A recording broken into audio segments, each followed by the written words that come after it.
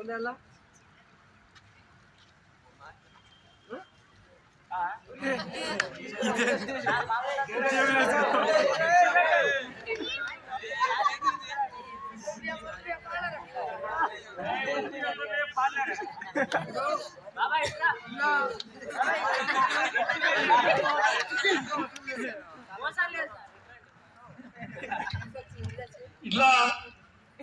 దీని గురించి మీకు ఏమైనా తెలిస్తే చెప్పండి, లేకపోతే నేనే దీన్ని ఓపెన్ చేసి చెప్తాను. చెప్పకుండా నేను చేస్తే నేను పెద్ద మోసగానే.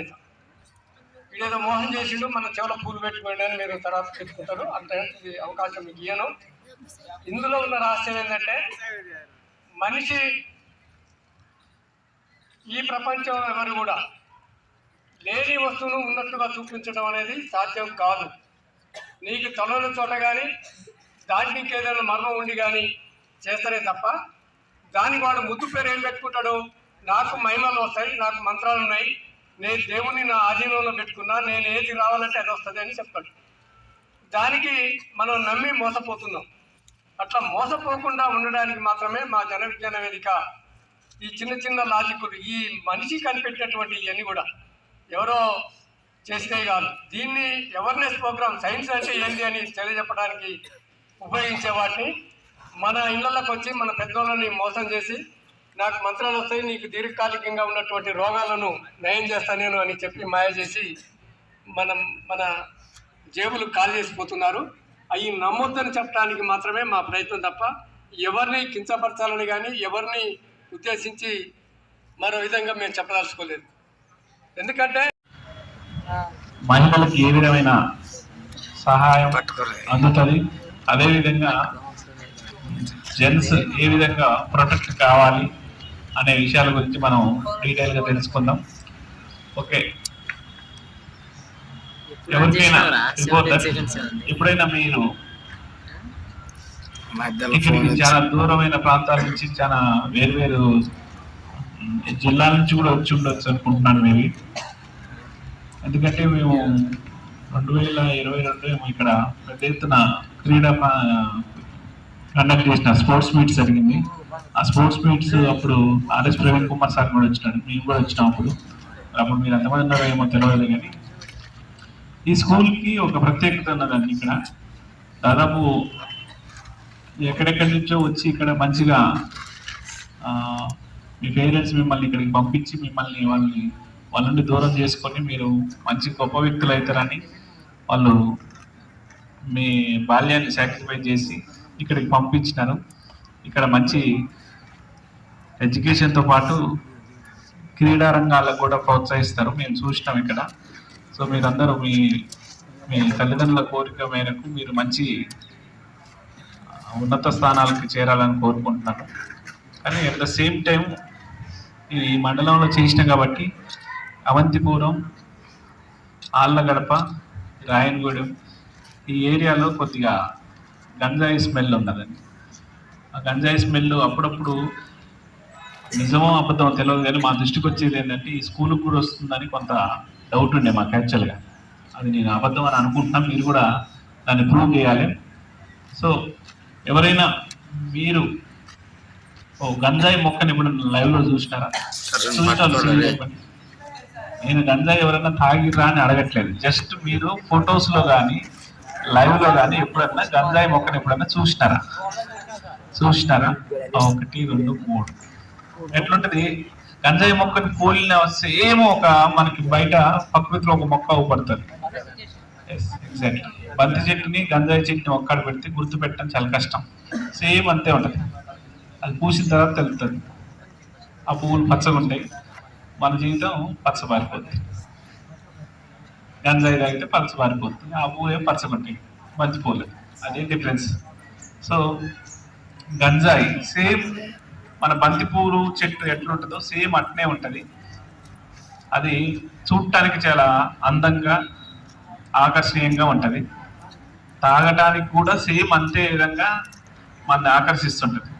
అది ఒకవేళ ఆకర్షిస్తుందని చెప్పేసి మనం స్వీకరించడం అనుకో, మన జీవితం ఆటోమేటిక్గా చెప్పాల్సిన అవసరం లేదు, రెగ్యులర్గా దానికే అది ఉంటే బాగా అన్న ఫీలింగ్లో ఉంటుంది. ఎప్పుడైనా స్పోర్ట్స్ పీరియడ్ మీకు మాక్సిమం ఇప్పుడు స్కూల్లో ఎక్కువ స్పోర్ట్స్ ఆడిస్తారు కాబట్టి జనరల్ గా లాస్ట్ పీరియడ్ ఎక్కువ స్పోర్ట్స్ ఉంటుంది. మరి మీకు స్పోర్ట్స్ కండక్ట్ చేస్తున్నారా? ఎగ్జామ్స్ కాబట్టి కండక్ట్ చేయట్లేదు ఏమో లేని స్పోర్ట్స్ మీట్ మన స్కూల్లో సరే చిన్నప్పుడు మీరంతా కాలేజీ కదా ఇప్పుడు 11 10th క్లాస్ అయిపోయిన వాళ్ళు ఉన్నారు కాబట్టి ఇంటర్మీడియట్ ఓకే. మీరు చదువుకునేటప్పుడు అయితే లాస్ట్ పీరియడ్ 4కి స్కూల్ పెడతారు అనుకుంటే 3:30 నుంచి 4 దాకా గేమ్స్ ఆడించేది. రాను టెక్నాలజీ పెరుగుతున్న సరికల్లా ఈ స్పోర్ట్స్ ఇదంతా కూడా పోయి ఓన్లీ పుస్తకాల మీదకి వచ్చినది. అందరికి కూడా స్పోర్ట్స్ అంటే చాలా ఇష్టం కదా, అది అందరికి ఇష్టం. చిన్న పిల్లలు కానీ పెద్దవాళ్ళ దాకా టీచర్లకు కూడా ఇష్టం, అందరికి ఇష్టం. ఎందుకంటే దాని మీద మనకి రిలాక్స్ దొరుకుతుంది, మనకి ఫిజికల్ ఎక్సర్సైజ్ అవుతుంది, క్లాసెస్ ఉండవు, ఫ్రెండ్స్ తోటి హ్యాపీగా మాట్లాడుకోవచ్చు. అన్ని విధాలకు కూడా మనకి అది చాలా ఉల్లాసాన్ని ఉద్యోగాన్ని ఇస్తుంది అన్నట్టు. సో దాని మీద మనకి ఎంత ప్రేమ ఉంటుందో 3:30 గంజాయి తాగి వాళ్ళని ఎప్పుడైనా చూసినారా? మీరు టీవీలో కానీ లేకపోతే వాట్సాప్లో కానీ ఫేస్బుక్లో కానీ వస్తాయి కదా. ఒక స్టోరీ చెప్తాను నేను, ఒక లైవ్ స్టోరీ అండి ఇది. రియల్గా నేను మిర్యాలగూడలో పనిచేస్తున్నప్పుడు, పేరు చెప్పలే కానీ ఒక విలేజ్ పర్సన్ వాళ్ళ తండ్రి వచ్చి నా దగ్గర కేసు పెట్టినాడు. మా వాడు గంజాయికి బాగా అలవాటు పడి ఇంట్లో మేమేం చెప్పినా వినట్లేదు, ఆయన బిహేవియర్ అంతా చేసినాడు. ఎవరు చేసింది? రాక్షసుడా? ఎవరు చేసింది? ఎవరు? గంజాయి తాగిన అబ్బాయి. మీలో ఎవరన్నా మీ తల్లిదండ్రులు కొట్టినారా? అది ఎందుకు కొట్టలేదు? ఎందుకు కొట్టరు? అతను ఎందుకు కొట్టిండు? మీ తల్లిదండ్రులు మిమ్మల్ని కన్నారు, మిమ్మల్ని పెద్ద చేసినారు. మరి అతను కూడా కన్నారు, అతను కూడా పెద్ద చేసినారు కదా. మరి అతను ఎందుకు కొట్టినాడు, మీరు ఎందుకు కొట్టలేదు? గంజాయి తాగితే ఏమైంది అనడానికి నిదర్శనం ఏంటిది? మత్తు. మత్తులో తండ్రి అయినా, శత్రువు అయినా, మిత్రువు అయినా, అమ్మ అయినా, చివరికి భార్య అయినా అందరూ ఒకటే క్యాడర్. వాడికి కావాల్సింది గంజాయి మత్తునియాలి. ఆ మత్తులో మనం చేసే పని ఏందనేది ఎవరికి తెలియదు. సో అందుకనే ఆడ వాడికి శత్రువు అయినా, మిత్రువు అయినా, తండ్రి అయినా అందరినీ కూడా అతను మ్యాన్ హ్యాండిల్ చేసి కొట్టి రక్తగాయాలు వచ్చేటట్టు చేసి ఇంట్లో ఉన్న అన్ని టీవీ కానీ ఫ్రిడ్జ్ కానీ అన్ని పగలగొట్టి తీసుకొచ్చాడు. అట్లాంటి కల్చర్ మంచిగా ఉంటుందా? లేకపోతే మనం చదువుకొని మంచిగా ఉద్యోగం వచ్చిన రాకపోయినా తల్లిదండ్రులని ఏదో అట్లీస్ట్ ఒక మెకానిక్ పని చేయకపోయినా కూడా ఇంటి దగ్గర తల్లిదండ్రులని చెప్పిన వాటికి ప్రశాంతంగా వాళ్ళకి హ్యాపీనెస్ కలిగించేటట్టు మంచిగా ఉంటుందా? 100%. మనం ఏం పని చేయకపోయినా తల్లిదండ్రులని మంచిగా చూసుకునే ఒక జ్ఞానం ఉండేటట్టు చేయటం మంచిదే కదా. సో ఆ జ్ఞానం ఎప్పుడు కోల్పోతున్నాం మనం? తప్పు ఎవరిది? గంజాయి తాగినోడిదా తప్పు?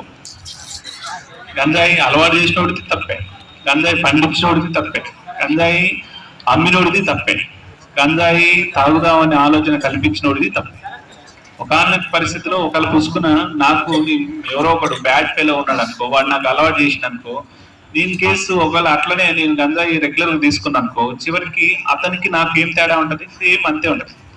సో దీన్ని బట్టి మన లైఫ్కి మనం ఏం అర్థం చేసుకోవాలి? ఎవరికి దగ్గర ఉండాలి, ఎవరికి దూరం ఉండాలి అనేది కూడా ఇంపార్టెంటే కదా. అర్థమవుతున్నదా?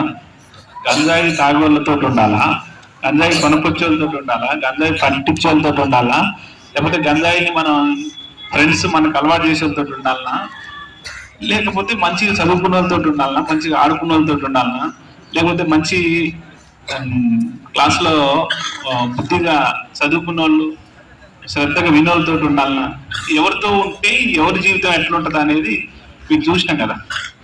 ఎక్కడో ఇది సినిమా స్టోరీ కాదు, వేరేది కాదు. ఇక్కడి నుంచి ఒక 5 కిలోమీటర్ల దూరంలో జరిగిన సిచ్యువేషన్, అప్పుడున్న ఎస్ఐ నేనే, ఆ పంచాయతీని అప్పుడున్న సిచ్యువేషన్ ఫేస్ చేసింది నేనే. అతన్ని చూసి బాధేసి కళ్ళప్పుడు నీళ్లు పెట్టుకొని అతన్ని రిహాబిలిటేషన్ సెంటర్లో చేర్పించి అతనికి ఒక 1-2 నెలలు స్వతహాగా ట్రీట్మెంట్ చేయించి, ఇలా అతని పరిస్థితి ఎట్లుందంటే, ఏదైనా అంతే వ్యసనం అనేది ఒక అలవాటు కావడానికి చాలా ఈజీ అవుతుంది, కానీ అది అలవాటు పోవటానికి చాలా కష్టపడాలి. Real story. నేను నన్ను పర్సనల్ కలిసి ఆ పేరు ఫొటోస్ కూడా చూస్తాను. ఎందుకంటే తెలుసో తెలియకో చేసిన తప్పులు అనేవి చాలా దూరం పోతాయి. ఇదే ఇదే సిచ్యువేషన్లో ఇంకో స్టోరీ చెప్తాను నేను. ఇప్పుడు మార్కెట్లో సారు పాడినాడు చూసినారా, సీమ్లా ప్యాకెట్ అని చెప్పేసి, గుట్కా ప్యాకెట్ అని. జనరల్గా గుట్కా ప్యాకెట్ ఎవరికైనా తెలిసి ఎంత ఉంటుంది అది కాస్ట్? అయితే 2 రూపీస్, ఆహా అయితే 10 రూపాయలు ఉంటాయి, అంతే కదా. అదే ఒక గంజాయి ప్యాకెట్ ఎంత ఉంటుంది? దాదాపు 1000 రూపాయలు అనుకుంటారు. ఏం గంజాయి తాగోళ్ళు ఏం పని చేయలేరు, కానీ వాళ్ళకి గంజాయి తాగడానికి పైసలు కావాలి కదా. ఖచ్చితంగా 1000 రూపాయలు పెడితే వాటికి ఒక రోజు గంజాయి మత్తు ఎక్కడానికి సరిపోయేంత గంజాయి దొరుకుతుంది. మరి ఆ 1000 రూపాయలు ఎక్కడి నుంచి వస్తాయి వాడికి? దొంగతనాలు చేయాలి ఖచ్చితంగా. తల్లిదండ్రులు ఇస్తారా గంజాయి కొనుక్కుంటారు? ఫ్రెండ్స్ ఇస్తారా? టీచర్స్ ఇస్తారా? ఎవరు ఇయ్యరు. మనకి మన ఆలోచన తప్పు చేయాలనుకున్నప్పుడు ఖచ్చితంగా తప్పు వెనకాల ఫైనాన్షియల్గా కొంత ధనం ఖర్చు పెట్టాల్సి వస్తుంది. ధనం ఖర్చు పెట్టాలనుకున్నప్పుడు ఖచ్చితంగా 100% ఎవరు సహాయం చేయరు. అది మనం స్వతహాగా సంపాదించుకోవాలి. మన సంపాదన అనేది ఆయన చేయగలుగుతారా? ఒక బండను కొడితే రోజుకి 500 రూపాయలు కూలికి పోతే 500 రూపాయలు ఇచ్చే పరిస్థితి లేదు. ఆయన పోయి 1000 రూపాయలు ఎట్లా సంపాదించుకొస్తాడు? అయ్యేది కాదు కదా. దానికోసం ఏం చేస్తాడు? దొంగతనాలు, చైన్ స్నాచింగ్, ఇంకా రకరకాల మర్డర్లు, రేపులు, ఇలాంటి సిచ్యువేషన్స్ చేయాల్సి వస్తుంది. సో అది మంచి హ్యాబిటా దొంగతనం? చివరికి చంపడానికి కూలికి కూడా పోయే రోజులు అంటారు కదా. సో ఈ సిచ్యువేషన్ అంతా ఎందుకు వస్తుంది? మన మైండ్ సెట్ని మన ఆధీనంలో కంట్రోల్ చేయకపోవడం వల్లనే రకరకాల ఆలోచనలు వస్తాయి. సో అందుకనే ఏంటంటే డ్రగ్స్ అనేది చాలా చాలా చాలా చాలా అత్యంత ప్రమాదకరమైనది. ఒకప్పుడు మనకి సెల్ ఫోన్ లేదు, కానీ ఇప్పుడు సెల్ ఫోన్ లేనోళ్ళు లేరు.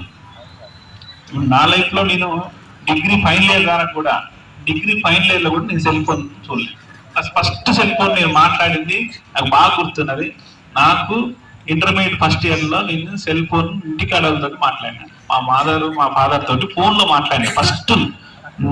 ఇప్పుడున్న పరిస్థితుల్లో ఫోన్ మాట్లాడటమే, ఫోన్ కొనటం కాదు, ఫోన్లో మాట్లాడటమే నాకు ఇంటర్మీడియట్ వచ్చినప్పుడు మాట్లాడాను ఫస్ట్. పిల్లగాళ్ళు ఇప్పుడున్న పరిస్థితి, టెక్నాలజీ పెరిగే కొద్దీ అనార్థాలు కూడా అంతే వేలో పెరిగినాయి.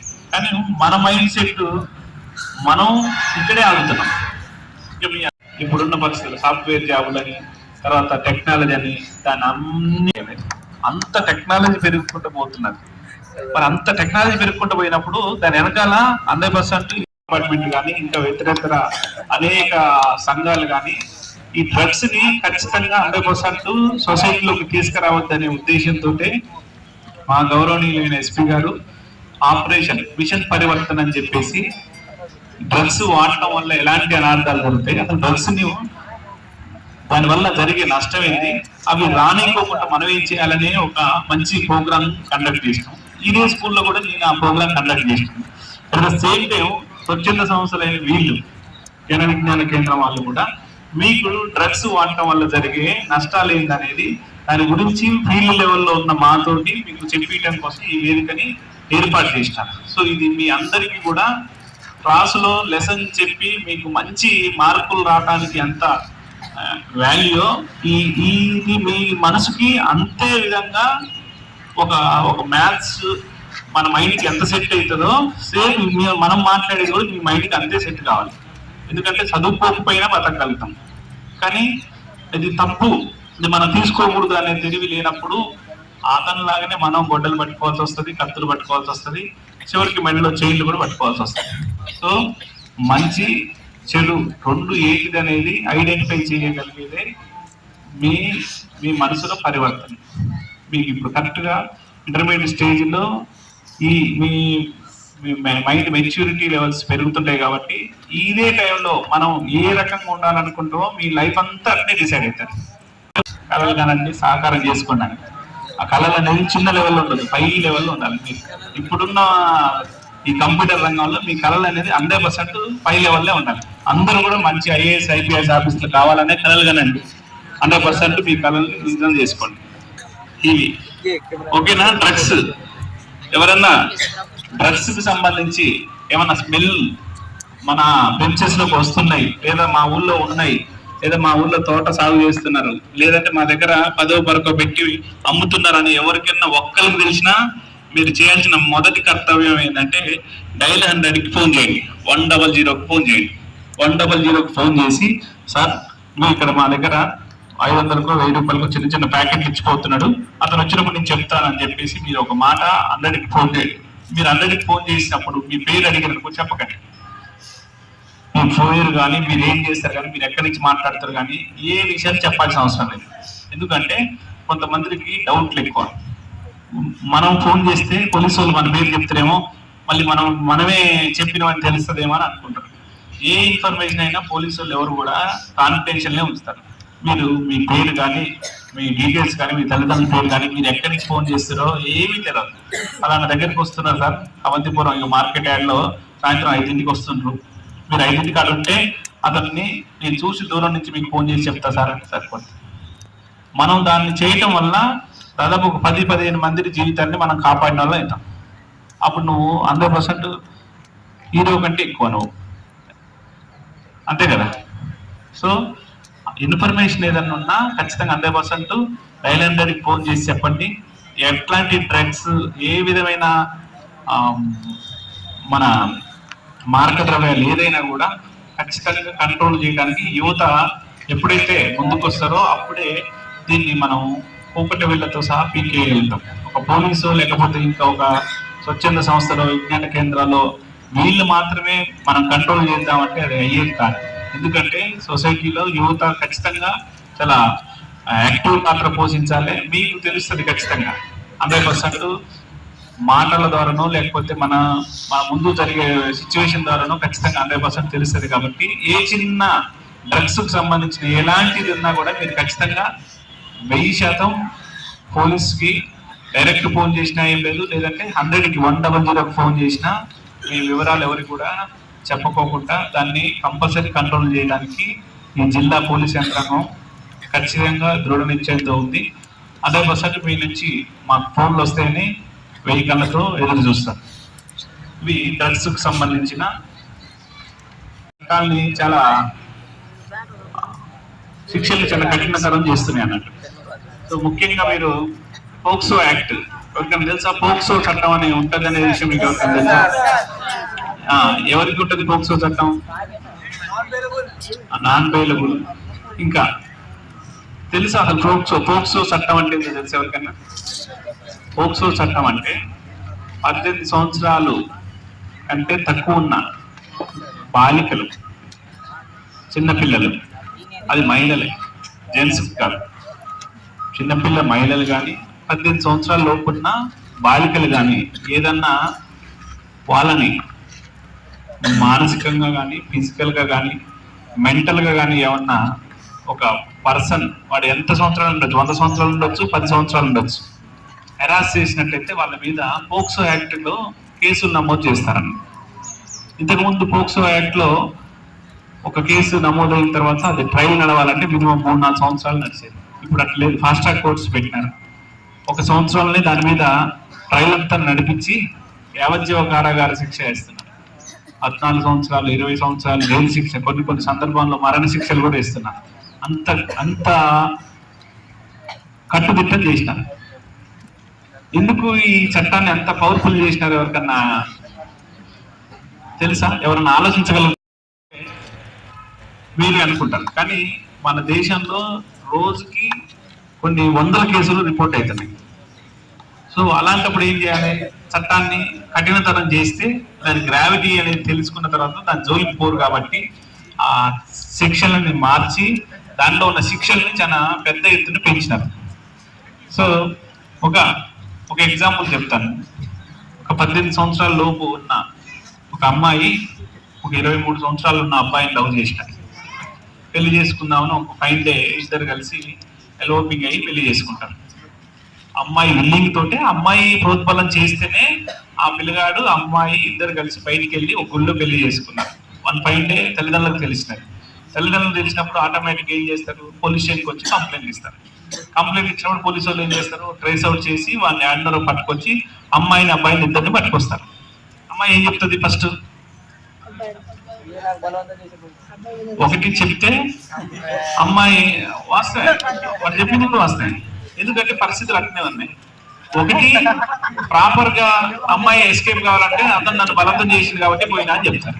ఒకవేళ రెండోది నాకు ఇష్టం నేనే తీసుకుపోయినా అని చెప్తాను. అంతే కదా, రెండే రావచ్చు. అమ్మాయి నాకు ఇష్టం లేకపోయినా బలవంతం చేసినాడు, సొంతాన్ని వేధించి తీసుకుపోయినా అని చెప్తాను. లేదంటే నాకే ఇష్టం, నేనే రమ్మన్నా, అతను వచ్చినాడు, మీ ఇద్దరం పెళ్లి చేసుకుందాం, మా ఇద్దరికి ఇష్టమైంది కదా, మీ అభిప్రాయాలు ఎందుకు అని అంటారు. ఇక్కడ గుర్తుపెట్టుకోవాల్సిన విషయం చాలా క్లారిటీగా వినండి. ఒక్క నిమిషం వినాల తమ్ముడు. మీ మీ భవిష్యత్తు కోసం చెప్తున్నాను. ఇది చాలా గంజాయి కంటే చాలా డేంజర్ ఇష్యూ. అదైనా వాళ్ళకి నచ్చినా నచ్చకపోయినా 18 సంవత్సరాల పాప, 18 సంవత్సరాల లోపు ఉన్న పాప పొద్దున్నే పోలీస్ స్టేషన్కి వచ్చి నన్ను అతను తీసుకురాబోలే సార్, నేనే స్వతహాగా నాకు ఇష్టమై నేను పోయినా సార్, మీరు మా ఇష్టాన్ని కాదనడానికి మీరెవరు సార్, మా తల్లిదండ్రులు ఒప్పుకోకపోయినా నాకు ఇష్టం సార్, నేను చేస్తాను, నా ఇష్టం, నేను అతనితోనే బతుకుతాను అన్నప్పుడు ఆమె ఆ నిర్ణయాన్ని మనం యాక్సెప్ట్ చేయాలా, రిజెక్ట్ చేయాలా? యాక్సెప్ట్ చేయాలి. కానీ నేను రిజెక్ట్ చేస్తాను. ఎందుకు రిజెక్ట్ చేస్తానంటే అమ్మాయి వయసు ఎంత అని చెప్పినాను. సో మైనర్ అమ్మాయికి 18 సంవత్సరాల లోపు ఉన్న ప్రతి ఒక్కళ్ళు, ఎవరికైతే 18 సంవత్సరాలకి ఒక్క రోజు తక్కువ ఉన్నా కూడా అమ్మాయిని మైనర్ గా మనం ట్రీట్ చేస్తాం. సో మైనర్ కి ఎలాంటి హక్కులు ఉండవండి. ప్రతి మగవాడు గుర్తుపెట్టుకోవాల్సిన విషయం ఏంటంటే మైనర్ కి ఎలాంటి హక్కులు ఉండవు. మైనర్ జెంట్స్ అయినా మైనర్ లేడీస్ అయినా కూడా ఎలాంటి హక్కులు ఉండవు. మీకు మీ తల్లిదండ్రులు కానీ, మీ గార్డియన్స్ కానీ, లేదంటే మీ తాత ముత్తాతలు కానీ వాళ్ళే మీ బాధ్యతలు తీసుకుంటారు. నాకు ఇష్టం సార్, నేను ఇట్నే చేస్తా, నేను కేసు పెట్టను, అతనితోటే పోతాను నేను అంటే చెల్లదు, 100% చెల్లదు. ఒకవేళ వాళ్ళ అమ్మ నాన్న కూడా సరే అమ్మాయి ఇష్టం ఉంది కదా పంపిద్దంటే అట్ట కూడా చెల్లదు. పోలీసులకు స్వతహా అధికారం ఉంటుంది, సుమోటోగా కూడా మనం చేయగలుగుతాం. సో గుర్తుపెట్టుకోవాల్సిన విషయం ఏంటంటే ఏజ్ 18 సంవత్సరాల లోపున్న ఎవరైనా సరే మీ స్వతహాగా నిర్ణయాలు తీసుకునే హక్కు మీకు లేదు. మీరు ఖచ్చితంగా పేరెంట్స్ మీద డిపెండ్ అయి ఉన్నారు కాబట్టి వాళ్ళ నిర్ణయం ఫైనల్. అదే సిచ్యువేషన్ లో అమ్మాయి నాకు అతనంటే ఇష్టం నేను పోతా అన్నది, వాళ్ళ తల్లిదండ్రులు కుదరదు అన్నారు, కేసు చేసినా జైలుకి పంపించిన, ఆటోమేటిక్ గా పోక్సో కేసు అవుతుంది. వాడికి ఏమవుతుంది, 10 సంవత్సరాలు జైల్లో ఉండాల్సి వస్తుంది. చెప్పండి, ఎవరు డౌట్ అడుగుతున్నారు? అడగమ్మా. సో వాళ్ళ కోసమే మేము పనిచేస్తాం అన్నట్టు. షీటింగ్ ఆ రోజు సారేమో యూనిఫామ్ లో వచ్చినాడు, ఈ రోజు ఏమో సివిల్ డ్రెస్ లో వచ్చింది అని మీరు అనుకుంటున్నారు. అయితే యూనిఫామ్ లో వచ్చిందనుకో, ఇలాంటి ఎవరన్నా పిల్లలు ఆడపిల్లల్ని యూనిటీజింగ్ చేసేవాళ్ళు పోలీసు వాళ్ళు చూడండి ఏం చేస్తారు, ఆపేస్తారు కదా. అదే స్కూల్ దగ్గరనో లేకపోతే కాలేజ్ దగ్గరనో బస్ స్టాండ్ దగ్గరనో మేము మఫ్టీలో ఉంటాం. మఫ్టీలో ఉండగానే ఏం చేస్తారు, మేము మీలాగానే అనుకుంటారు, ఎవరు పోయిట్లే అనుకుంటారు, మనం అమ్మాయిని సైడ్ కొట్టడం లేకపోతే వాళ్ళని ఇబ్బంది పెట్టడం లేకపోతే ఇంకో రకంగా చేయాలనుకుంటాం. అప్పుడు మేమేం చేస్తాం, మాకు అర్థమవుతుంది కదా సిచ్యువేషన్, పట్టుకుంటాం, కేసు చేస్తాను. ఈ వర్క్ చేసేది అంతా కూడా షీటీఎం చేస్తుంది అన్నమాట. సో ఇప్పుడు నేను ప్రజెంట్ షీటీఎంలో పనిచేస్తున్నా కాబట్టి మహిళలు మీకు తెలుసో తెలవదో మీకు మీ కళ్ళ ముందల్నే పోలీసు వాళ్ళు మఫ్టీలో మీ ప్రవర్తనని ఐడెంటిఫై చేస్తున్నారు. ఒక ఆడపిల్ల విషయంలో మనం కామెంట్ చేసినా, ఒక ఆడపిల్ల విషయంలో మనం ఏ రకమైన పోస్టులు చేసినా, ఏదైనా యూట్యూబ్లో, ఫేస్బుక్లో, ట్విట్టర్లో ఏ రకమైన మెసేజ్లు పెట్టినా ఇవన్నీ కూడా మా దగ్గరికే వస్తాయి. మీకు తెలవకుండానే మీలోనే పోలీసు వాళ్ళు ఇన్వాల్వ్ అయ్యి మీ ఎవరైతే ఇలాంటి పని చేస్తారో వాళ్ళ భరతం పడతారు అన్నట్టు. ఆ వర్క్ చేసేది మా షీటీఎం అన్నట్టు. సో అర్థమైంది కదా షీటీఎం ఏం చేస్తుంది అనేది. సో అందుకనే మీ స్కూల్కి కూడా మీకు తెలుసో తెలియదు, స్కూల్ ఓపెన్ చేసినప్పుడు, స్కూల్ క్లోజ్ చేసినప్పుడు, మీ గేమ్స్ పీరియడ్ అప్పుడు లేకపోతే ఇంకో ఏదైనా కల్చరల్ యాక్టివిటీస్ చేసినప్పుడు, ఏదైనా అవుటింగ్ ఇచ్చినప్పుడు ఖచ్చితంగా మా వాళ్ళు మఫ్టీలో తిరుగుతారు. ఎందుకంటే ఎక్కడి నుంచి దూర ప్రాంతాల నుంచి వస్తారు, తల్లిదండ్రులు ఉండరు, ఆడపిల్లలకి ఉండరు, మగ పిల్లలకి ఉండరు. ఏదన్నా మీకు అనిపిస్తుంది కదా, ఎంతో దూరం నుంచి మన తల్లిదండ్రులు మనని ఈ డబ్బులు పెట్టినారు, అమ్మాయిలు ఎట్లుంటున్నారో ఏందో, పిల్లలు ఎట్లా బతున్నారో ఏందో, వాళ్ళు సెక్యూరిటీగా ఉన్నారో లేరో అని వాళ్ళకి ఉంటది కదా ఆ భయం అనేది. ఆ భయం పోగొట్టడానికి మన గవర్నమెంట్ ఈ షీ టీమ్ని అపాయింట్ చేసినారు అన్నట్టు. సో ఒక రకంగా మేము ఎవరి కోసం పనిచేస్తున్నాం అంటే మీ అమ్మ నాన్నల కోసం మాత్రమే పనిచేస్తున్నాం. అర్థమైందా? మీ చెల్లినో లేకపోతే మీ మదరో మీ అక్కనో ఎవరికో ఒకరిని ప్రొటెక్ట్ చేసినాం అనుకో 100% మీ ఫ్యామిలీకి ప్రొటెక్ట్ చేసినట్టే కదా. సో అందులో ఏ ఒక్క ఆడపిల్లని కాపాడినా వాళ్ళ తల్లిదండ్రులు మీ తల్లిదండ్రులు అంటారు కదా, వాళ్ళు కూడా 100% ఫీల్ అవుతారు కదా మనకి మంచి చేసినారనే విషయం. సో మనం చెప్పేదాన్ని మీరు కాన్సన్ట్రేట్గా దాన్ని మైండ్లోకి ఎక్కించుకొని సొసైటీలో ఏం జరుగుతుంది అనేది మీరు అర్థం చేసుకొని మీ భవిష్యత్తుని మీరే డిసైడ్ చేసుకోవడానికే ఈ ఈ ప్రోగ్రామ్. సో ఈ ప్రోగ్రాంలో మనం మాట్లాడిన విషయాలు మీలో ఉన్న 100 మందిలో ఒక్కరు పాటించినా మేము సంతోషపడతాం. ఎందుకంటే ఎవరి బతుకు వాళ్ళది, ఎవరి నిర్ణయాలు వాళ్ళే. సో మంచిగా మారాలనుకున్నాడు మంచిగా మారుతాడు, మంచిగా అవసరం లేదనుకున్నాడు జైలుకి పోతాడు, అంతే కదా. సో ఏ నిర్ణయం తీసుకున్నా అది మీ మంచి కోసమే. I wish you all success. I think మీరందరూ మంచి నిర్ణయం తీసుకొని నేను చెప్పిన ఈ 2 ఫ్యాక్టర్లో కూడా ఎలాంటి మీకు ఎదురైన సమస్యలు ఎదురైనా మాకు ఫోన్ చేయండి, 100కి ఫోన్ చేయండి. మేము ఖచ్చితంగా మిమ్మల్ని ప్రొటెక్ట్ చేస్తాం. మీరు ఇచ్చిన ఇన్ఫర్మేషన్ని లీక్ చేయకోకుండా అవతల జైలుకి పంపిస్తాం, ఇంకొకరిని 4 ప్రాణాలను కాపాడతాం. So I wish you all success. మీరందరూ మంచి